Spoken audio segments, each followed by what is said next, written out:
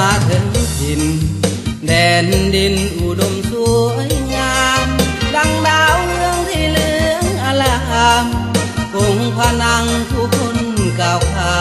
นว่าเมืองสองคอนแห่งนี้แดนหมากโมวานบุญหลายได้มาพบผ่านตำนานเข้าขาสาวงาม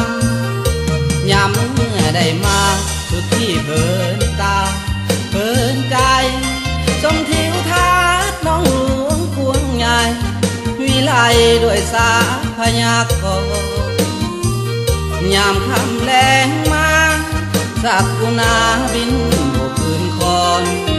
ส่งเสียงขับกล่อมดงดอนหน้าอ่อนซอนเมื่อยามได้ฟังงามแท้เด้สายเสบังเฮียงกดโคมไหลไหลไหลลงสู่แม่น้ำคองงามท่าจุง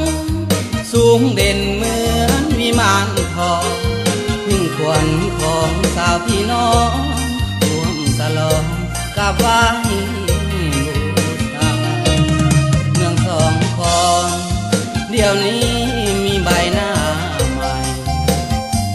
ความก้าวเดินไปสู่ความมีลายงามตาสมแล้วที่เป็นเมืองเด่นด้านพัฒนาเสียดายต้องจำใจลาเพื่อหน้าจะมายามเดินสองคอน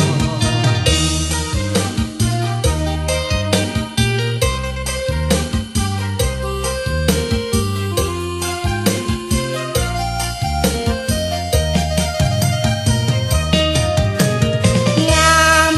แท้เด้สายเสบังเฮียงกดโคมไหลไหลไหลลงสู่แม่น้ำคอง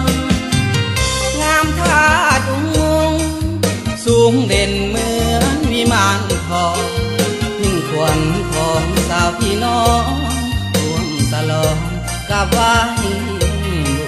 ชาเมืองสองคอนเดี๋ยวนี้มีใบหน้าใหม่ความก้าวเดินไปสู่ความมีลายงามตา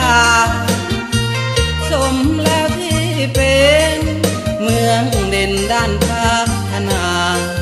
เสียดายต้องจำใจลาเพื่อหน้าจะมายามเดิน